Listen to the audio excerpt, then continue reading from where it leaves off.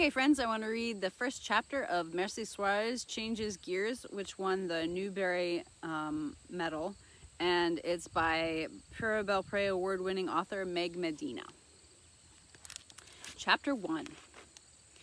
To think, only yesterday I was in chancletas sipping lemonade and watching my twin cousins run through the sprinkler in the yard. Now I'm here in Mr. Patchett's class, sweating in my polyester school blazer and waiting for this torture to be over. We're only halfway through health and PE when he adjusts his tight collar and says, "Time to go." I stand up and push in my chair, like we're always supposed to, grateful that picture day means that class ends early. At least we don't have to start reading the first chapter in the textbook, "I'm okay, you're okay," on differences as we develop. Gross. "Coming, Miss Suárez?" he asks me as he flips off the lights. That's when I realize I'm the only one still standing for him to tell us to line up. Everyone else is already headed out the door. This is 6th grade, so there won't be any of the PTA mums walking us down to the photographer. Last year, our escort pumped us up by gushing the whole way about how handsome and beautiful we all looked on the first day of school, which was a big stretch since a few of us had mouthfuls of braces or big gaps between our teeth. But that's over now. Here at Seaward Pines Academy, 6th graders don't have the same teacher all day, like Miss Miller in the 5th grade. Now we have homerooms and lockers. We switch classes. We can finally try out for sports teams. And we know how to get ourselves down to picture day just fine, or at least the rest of my class does. I grab my new book bag and hurry out to join the others. It's a wall of heat out here. It won't be a far walk, but August in Florida is brutal, so it doesn't take long for my glasses to fog up and the curls at my temples to spring into tight coils. I try my best to stick to the shade near the building, but it's hopeless. The slate path that winds to the front of the gym cuts right across the quad, where there's not a single scrawny palm tree to shield us. It makes me wish we had one of those thatch roof walkways that my grandfather Lolo can build out of fronds. "How do I look?" someone asks. I dry my lenses on my shirt tail and glance over. We're all in the same uniform, but some of the girls got special hairdos for the occasion, I notice. A few were even flat ironed. You can tell from the little burns on their necks. Too bad they didn't have some of my curls. Not that everyone appreciates them, of course. Last year a kid named Dylan said I looked like a lion, which was fine with me since I love those big cats. Mommy is always nagging me about keeping it out of my eyes, but she doesn't know that hiding behind it is the best part. This morning, she slapped a school-issue headband on me. All it's done so far is give me a headache and make my glasses sit crooked. "Hey," I say, "it's a broiler out here. I know a shortcut." The girls stop in a glob and look at me. The path I'm pointing to is clearly marked with a sign, "Maintenance crews only, no students beyond this point." No one in the crowd is much for breaking rules, but sweat is already beading above their glossed lips, so maybe they'll be sensible. They're looking at one another, but mostly to Edna Santos. "Come on, Edna," I say, deciding to go straight to the top. "It's faster, and we're melting out here." She frowns at me, considering the options. She may be a teacher's pet, but I've seen Edna bend a rule or two, making faces outside our classroom as if she's on a bathroom pass, changing an answer for a friend when we're self-checking a quiz. How much worse can this be? I take a step closer. Is she taller than me now? I pull back my shoulders just in case. She looks older somehow than she did in June when we were all in the same class. Maybe it's the blush on her cheeks or the mascara that's making little raccoon circles under her eyes. I try not to stare and go for the big guns. "You want to look sweaty in your picture?" I say. Cha-ching. In no time, I'm leading the pack of us across the gravel path.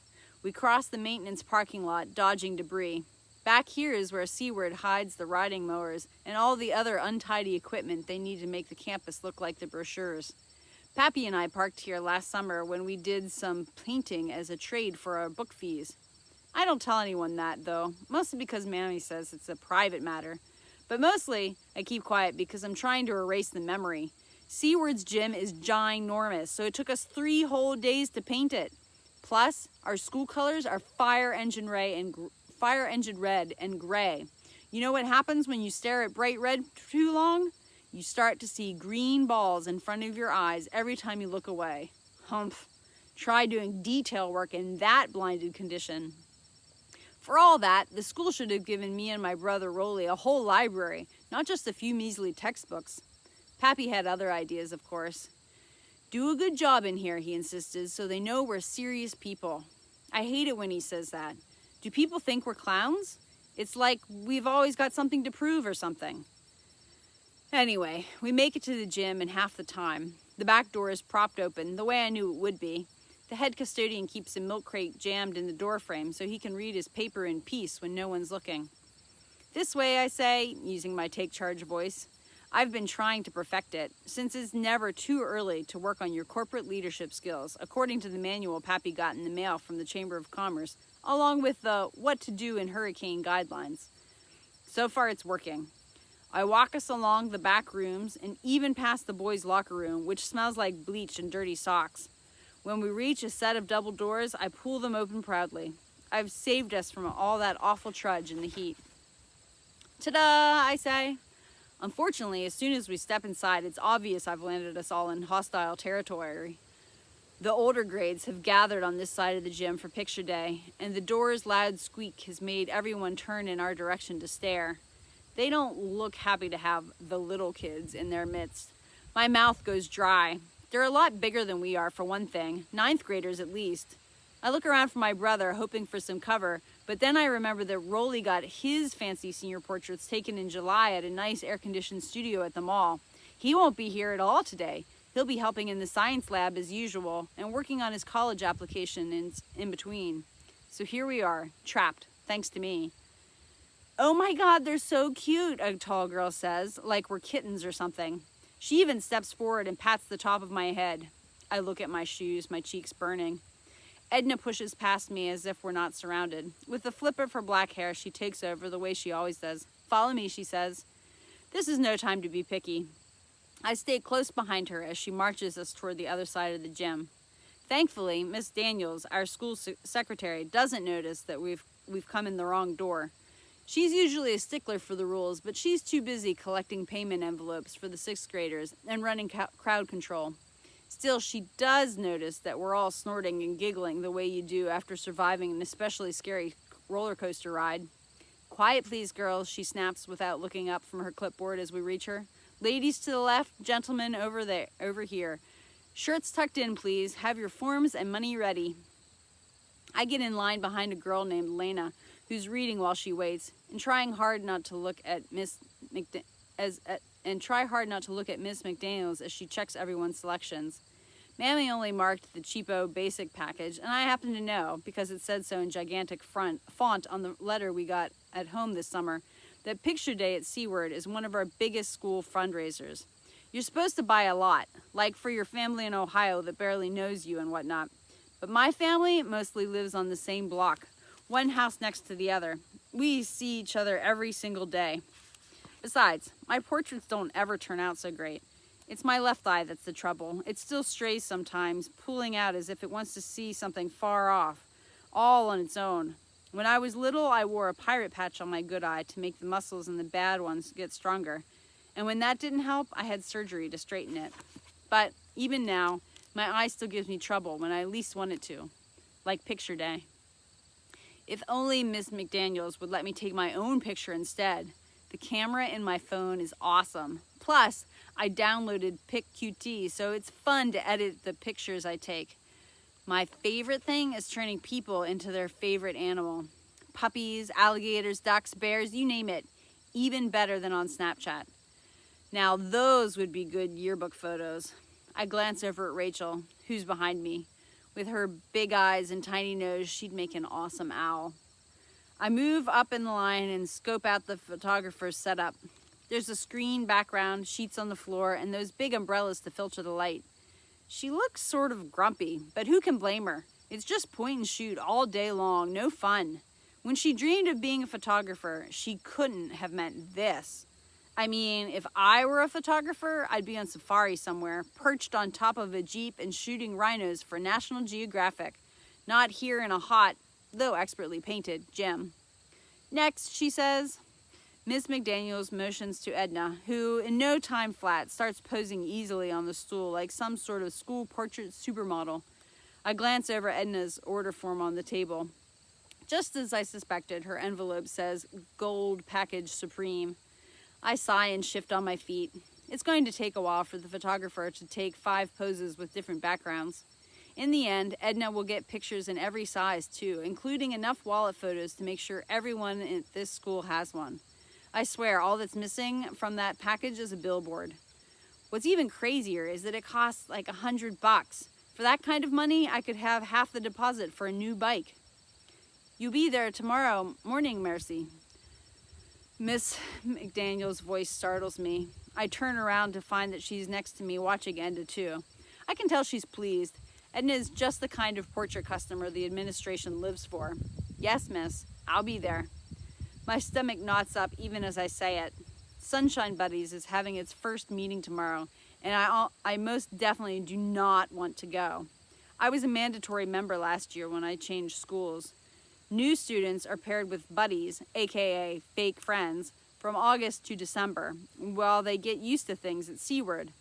Miss McDaniels, our club sponsor, expects me to pay it forward and be a buddy for someone who's new this year. I suppose it's fine if you get a good buddy, but it takes a lot of time, and I want to try it for soccer this year. All this friendliness is going to cut into after-school practice. Anyway, all day I've been trying to think of a way of getting out of it, and now here she is cornering me before I've nailed down an excuse. 7:45 sharp, she says, and be prompt. We have a lot to cover. Yes, miss. Next, the photographer calls. Edna stands up, but just as she's about to surrender the stool, she takes one look at Hannah Kim and stops. 1 minute, she tells the photographer. She whips out a travel-sized bottle of hairspray from her backpack and spritzes a tissue. She taps down the hairs that always stick up like antennae around Hannah's part. That's how you get rid of those flyaways, she says. Hannah holds still, looking grateful. I sneak out my camera and snap a shot of Hannah as the photographer positions her. With 2 clicks, I can stretch her neck and turn her into an adorable giraffe, complete with head knobs. Hannah wrote a report on giraffes last year when we were studying the African plains. They're graceful and gentle, and a little knobby-kneed, just like Hannah. Smile, I write underneath, and press send to her phone number. A second later, I hear her backpack vibrate. Merci, Suárez. I slip my phone out of view just as Miss McDaniels looks up from her clipboard. She keeps a whole collection of the stuff she confiscates, and I don't want my phone to be a part of it. My heart races and my cheeks get blotchy as I step forward. Luckily, she's only calling my turn. The boys in our class start making faces and flaring their nostrils to try to make me laugh. Normally, I wouldn't care, especially since no one can make faces better than I can. Last year, we used to have contests at lunch, and I always won. My best face is when I push up my nose with my pinkies at the same time I pull down my lower eyelids with my index fingers. I call it the phantom. But Jamie, who's behind me, shakes her head at the boys and sighs. Idiots, she says. I ignore them as best I can and take my turn. I sit on the stool exactly the way the photographer says. Ankles crossed, torso swiveled to the left, leaning forward, hands on lap, head tilted like a confused puppy. Who sits like this? Ever? I look like a victim of taxidermy. Smile, the photographer says without an ounce of joy in her voice. Just as I'm trying to decide whether to show teeth, a huge flash goes off and blinds me. Wait, I wasn't ready, I say. She ignores me and reviews her shots. It must be really bad for her to hold up the line like this. Do-overs mean time, and everyone in business knows that time is money. Let's try again, she says, adjusting my glasses. Chin up this time. Chin? Who is she kidding? I already know that's not the problem. My eye is fluttering, and I can feel the soft pull to the left. Look at the camera, honey, the photographer says. I blink hard and fix both my eyes on her lens, which always makes me look angry, but it's the best I can do. She shoots again, and again an explosion of shutter clicks. I must look as awkward as I feel because I can hear the boys snickering. When it's over, I jump off the stool and head for the bleachers where the others are sitting. My head is pounding from this dumb headband. I yank it off and let my hair hang down in my face. Edna moves down as I take a seat to wait for the dismissal bow. Shut it, she tells the boys behind us, smiling at them anyway.